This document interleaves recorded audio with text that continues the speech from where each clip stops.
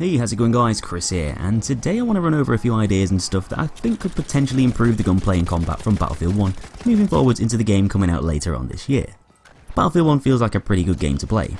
though recently I've been thinking a bit more about how the combat could possibly be made even better.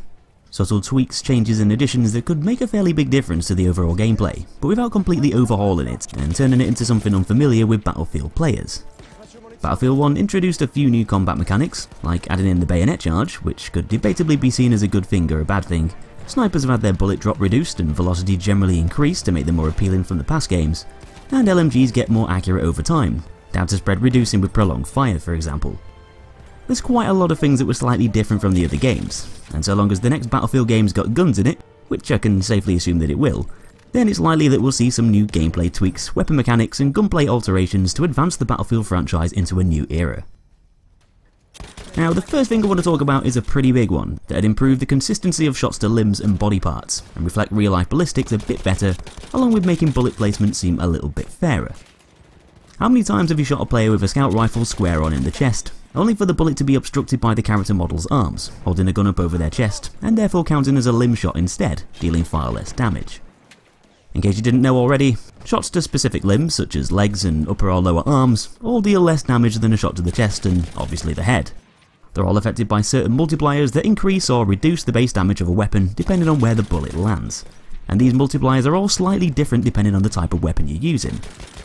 Most of the guns in the game aren't affected too much by the multipliers, with semi and fully automatic weapons generally having a multiplier of just 0.96 times for a shot to the limb or lower body. So in most cases, it's not really going to make a massive difference if you hit a target in the chest or a limb. But most scout rifles on the other hand are affected by these multipliers a lot more, having their legs and forearm multiplier set at 0.75 times. This means that a shot within a sweet spot zone that could potentially deal 100 damage would be reduced down to as low as 75, and a hit to the upper arm or shoulder would deal 90 damage with a 0.9 times multiplier, therefore denying the kill. Now limb shots should always deal less damage than a hit to the body or the head. But sometimes, depending on the angle that you're firing from, or the position that your target is facing and how they're holding their weapon, more often than not, you can line a perfectly good shot to the chest up, only for it to deal the weapon's minimum damage instead, down to the bullet hitting the limb getting in the way. And it just makes the gunplay feel a lot less consistent than it should sometimes.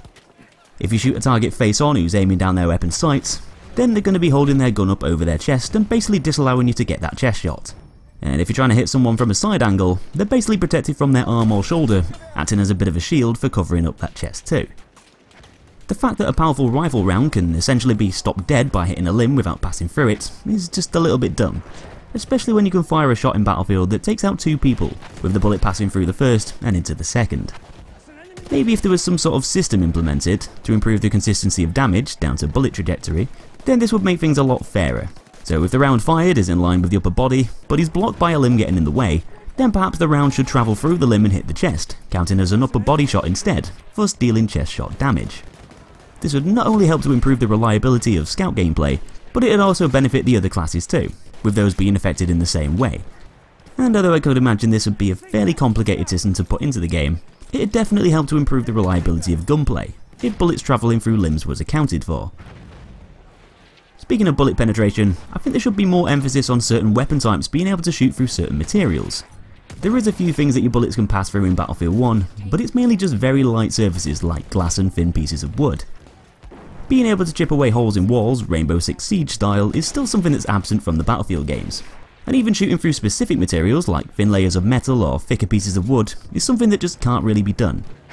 Some materials can be shot and destroyed, forming small holes in stuff, like the wooden doors and windows on some of the buildings, and a few of the walls in Fort Devoe. But that's about it as far as bullet penetration goes. Apart from K bullets, which are the only things that can pass through some surfaces, like the metal sniper shield for example. Now obviously not everything should be able to be shot through, as that would be a bit unrealistic, plus everyone would just shoot through cover pieces to net them easy kills all the time. But maybe this would add a new layer of depth to combat tactics, and add another factor to think about when you're choosing to hide behind some nearby cover. Perhaps ducking behind a wooden crate or standing at a window ledge might not be as safe as it seems, depending on who you're up against. Plus it'd also give some weapons like the heavier LMGs an added advantage in some situations, and maybe it'd help to give a bit more distinction in the automatic weapons, with the guns chambered for the smaller calibers only being able to shoot through thinner materials like in Battlefield 1. Perhaps bullet damage could be affected by multipliers after passing through materials. So maybe damage could be reduced by about 50% when you're using a weaker SMG, and maybe reduced by just 25% when you're using an LMG, if it's a fairly light material that an SMG could shoot through, just so the heavier weapons still have a slight advantage in those situations. But generally I'd like to see some sort of new gameplay mechanic that allows bullets to travel through more materials and thin walls. It could help to develop tactics in the game, and it'd also improve the destruction too, which is always a good thing. Now, so far I've talked quite a lot about damage multipliers in this video, and I'm going to add another multiplier related thing that I feel should be tweaked for the next Battlefield game, and that's the damage dealt for landing headshots. Battlefield 1's headshot multiplier was lower than it was in a few of the past games. Landing a headshot in Battlefield 4 bumped the damage up by 2.13 times for most regular weapons, and 2.35 times for sniper rifles. Battlefield 3's headshot multiplier dealt twice as much damage with most guns, and 2.4 times the damage for headshots with snipers. So basically you were dealing over double the damage for shooting your opponent in the head. But in Battlefield 1 the headshot multiplier is a bit lower, with most weapons having a 1.7 times multiplier. It still doesn't make headshots irrelevant to the game, as they're still definitely worth aiming for to dish out as much damage as you can, and headshots with sniper rifles are a teeny bit more damaging with a multiplier of 1.8 times, which still typically equates to a one-hit kill, like they should, unless you're using the Carcano at long range of course. But the fact is, headshots probably should be a lot more lethal, as it'd not only make landing them more rewarding, but it'd also make things a tad more realistic. If I'm shooting a guy in the face twice with an MP18 at point blank range, why the hell is he still alive? I can understand that some of the spray and pray weapons could take advantage of a higher headshot multiplier, which is why they perhaps could be given slightly lower ones to compensate. But there's a lot of times playing Battlefield 1 where I've lined up several headshots one after the other, only to get hit markers popping up when I was expecting the guy to drop to the floor instead.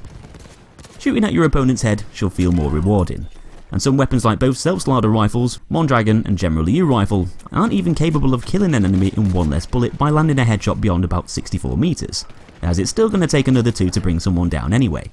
So they don't really benefit that much from the headshot multiplier at those further mid to long ranges, which they probably should, especially with those weapons being more capable of lining headshots up more accurately than a lot of the other guns in the game, down to them being medic rifles. I don't think the headshot multiplier should be anything ridiculously high, but if they at least dealt double the damage with a 2 times multiplier, or even set higher with something like a 2.5 times multiplier, then I think players would definitely feel more gratified, and it'd make headshots seem a lot more reliable at bringing people down, helping to increase the skill gap a tad more too.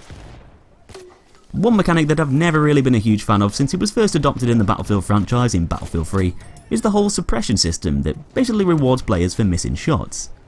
Although I think it's quite unique and gives the support class an added benefit for suppressing fire, I still think it's a bit out of place in a competitive sense, especially when it puts other players at a disadvantage in a gunfight by increasing spread, basically making it much harder to counter an enemy player's attack, and giving players who start shooting first an edge in a 1v1 showdown. The suppression mechanic makes sense, and the idea behind it is a pretty good one, as soldiers in real life would typically use suppression tactics for intimidation purposes and to prevent their enemies firing back as troops travel forward. But in the game it can come across as a bit of a casual mechanic that is literally rewarding players for not hitting their targets, making the suppressed players screen blurry and altering their weapon stats to make them less accurate when shooting back. Although I don't think suppression is like some sort of game killing thing that's come along and ruined the Battlefield franchise, I definitely think that it needs a slight rework for the next title, and maybe give it a little bit of a nerf. I don't have a massive problem with suppression returning in future games, but instead of increasing weapon spread and literally making it harder for a player to fight back, maybe it should just penalise the suppressed player with visual stuff, instead of it altering the gun stats directly. That way a good player could still counter suppression, but they'd still have to put up with some blurring effects, making suppression still relevant in the game.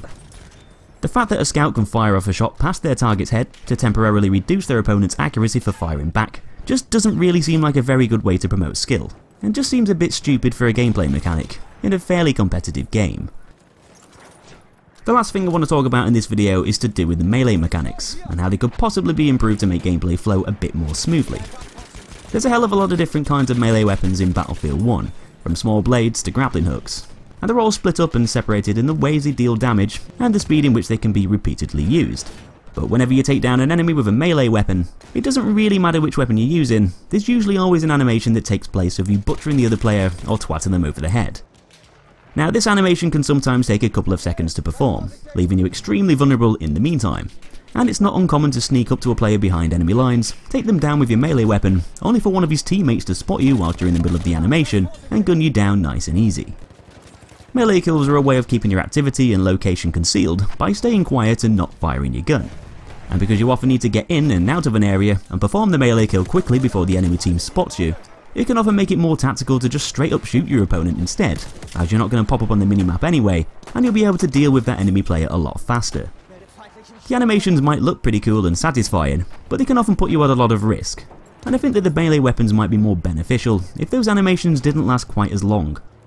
Sometimes animation speed can rely on the angle that you're hitting your opponent, but this doesn't really make them feel very consistent, as the enemy player you're about to stab might just suddenly turn, resulting in a longer animation.